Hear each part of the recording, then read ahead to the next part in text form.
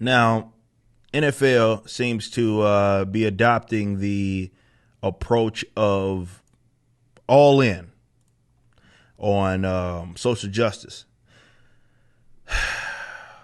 You'd think that these weirdos would have learned, the NBA would have learned. Actually, the NBA, to be fair, did learn their idiotic mistake to a certain degree. It's still kind of there, but it's not sprinkled on like the courts. It's not sprinkled in there like the jerseys, the backboards, everything like that. That was what they were doing before. We're beyond that. After not this season that's going on now, which the finals are taking place, but the season before that. And it came to a completion. You heard Adam Silver, I believe, talking during the final, saying, yeah, we're probably going to scale it back a little bit because, look, I've said this before when it comes to the mega entities. So entities that bring in a lot of money and are have been around for a while, they can handle the, I guess, economic onslaught that is going to be on the horizon for a shorter period of time. And they are so agenda driven that they're willing to lose money for a short period of time.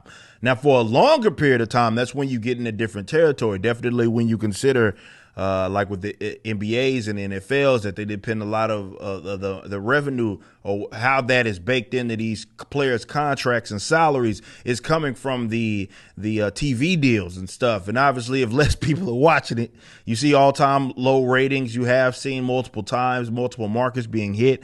For example, with the NBA, that you can only, that's not a sustainable thing, right? Definitely once agreements start to like TV renewal deals start to come up, the TV guys are going to be like, wait a minute, dude, y'all ain't bringing in these numbers. So y'all got to cut us some slack here. And obviously then everybody else paychecks start to take a cut. So it's not a sustainable thing for a while. Now with the NFL, they kind of went with the woke shit last year. I think last year was the first season that I didn't watch any game of any football, if I'm not mistaken, because I'm pretty sure that was the case. Look, man, I know we had the COVID, all that sort of stuff. The further I got removed from like not viewing sports, the more I was like, you know what, this ain't too bad. Now this is unheard of coming from definitely guys that have followed even my page. Coming from a big sports guy like myself, that sounds unheard of, but that's how crazy it was. When between the COVID stuff and between the woke shit, I was getting bad product. I didn't want to watch it. I'm not watching sports to be seeing people's social preferences be just thrown all over. I don't give a shit about any of that.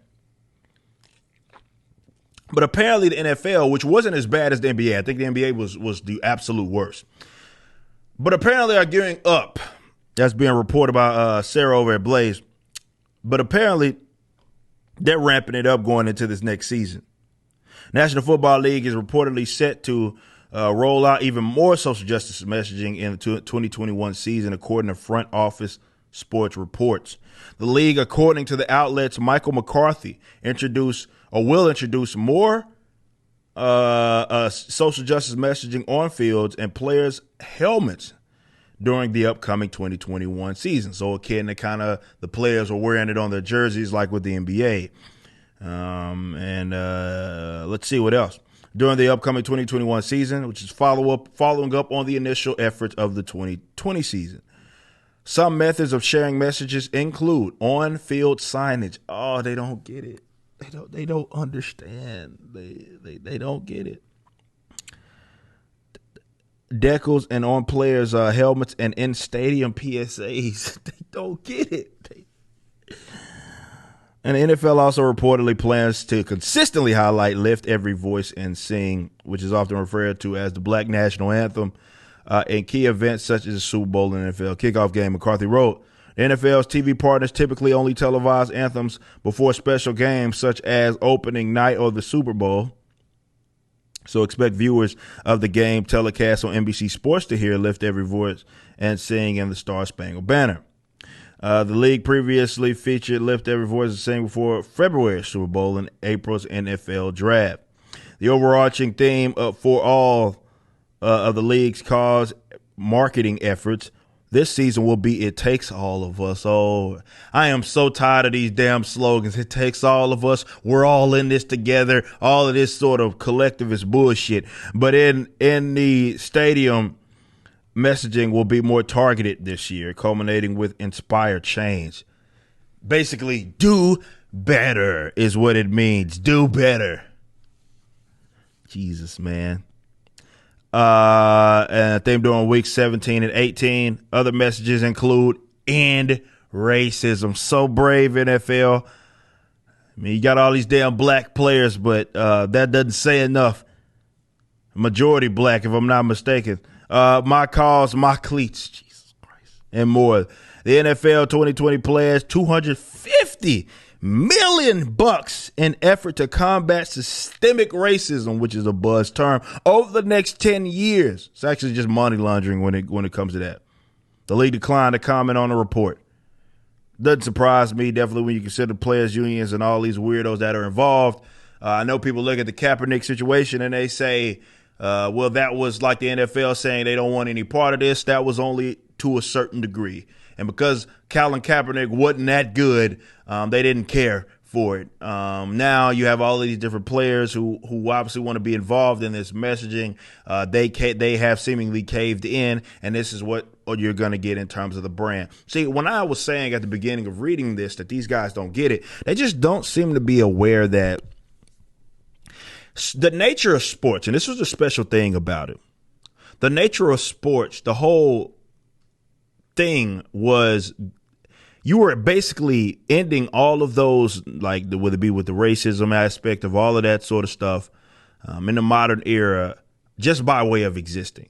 What I mean by that is that people from all ethnic backgrounds, cultures, races, economic preferences, whether they were rich, poor, like they would all come together to watch, coming for a common thing there. And sometimes it was nice little trash talk being done here and here, but you get what it is that I'm saying. Definitely for home games, you just saw a bunch of people come together and root for folks. And the politics didn't matter. None of that stuff mattered. It were, like you probably, if you've gone to live sports games, you know this. You will, you could become basically best friends for the day with the person that has the seat next to you because you both got stoked on the team. That was the beautiful thing about sports. So it was one of the leading efforts in combating these ideas without having to explicitly state it. It was done within. It was basically baked within the sport itself, considering that you had all of these people that were a part of your sport that were again of different races and makeups, but also just in the nature of being a fan. That was the beautiful thing about sports. Now they're trying to beat you over the head with it, which makes it immediately not organic. But the beautiful thing about that is that, before all of this nonsense, I know all of these uber progressive athletes like to think otherwise, but a lot of us don't go watch sports for that shit anyway. Right? Someone gets off of work, long day of work, long week of work, and they want to just sit back and relax and go to a game, go to the ballpark, go to the stadium, wherever it is for whatever sport. The last fucking thing they care about is what your political and social preferences are. Some people consider it a form of escapism. And this is why even when it came to like these anthems and stuff, I didn't give a shit about that, whether they said them or not. I don't care, because I didn't care about that. Like, it was just about, for that moment of time, seeing God's greatest gifts, and from an athletic standpoint, compete. And as saying this has been the guy's been an athlete my entire life, I loved that, and I always thought it was a special thing. Even me, I came from more doing an individual sport. And doing track and field. I'm doing 100. Well, obviously, when you do relays, it's a little different, but you get it's a more individual performance sport. But even the same stuff still applies. But these guys don't get it. And social justice activists don't get it. They like to think of themselves as the progressives, themselves as the guys that are trying to bring about some sort of camaraderie, some sort of, you're combating racism, you're combating all these different things, not seeming to understand that the nature of sport in itself already did that. That doesn't mean that racism existed, but it was one of the prime examples of where the shit didn't matter, which is supposedly the world that you guys want to work towards, or maybe it's not. Now, a lot of these guys' social views and social preferences are based on bullshit anyway, right? But I'm not watching a game, and I really, I'm gonna be completely honest. I don't watch. I'm less attracted to watch, or more inclined, or declined rather. Let's say less inclined to watch your stuff when you say all of those things and do all of those things. These last years showed you that. And so many other people obviously agreed with that. It wasn't just bad product because you had no fans and stuff. Yeah, it was a weird way to watch it. But you couple that with the fact that you're beating audiences over the head with this, it's a bad thing. And these executives who caved in to these weirdos, of course, the athletes, they'd like to think that everybody thinks like them politically and socially, and they don't. This is why these guys have no problems basically insulting half of the voting population. So, with that being said, if that's something that you're prioritizing, it looks like I'll be going another year of just like only watching the football, NFL and passing. I went to the Buffalo Wild Wings to get some food and the game happened to be on. That may be one of those situations. It just may be one of those situations because I'm simply not interested in this shit. You just watched a clip from my podcast, For Canon's Sake. Catch us live at 12 p.m. throughout the week over at youtube.com/YoungRipper59 and follow us over at odyssey.com/@YoungRipper59. If you want to watch the entire video cast after the show is over, just be sure to become a member on the YouTube channel. Of course, the full audio portion of the podcast is available for free on all major digital platforms, or just visit forcanonsake.com.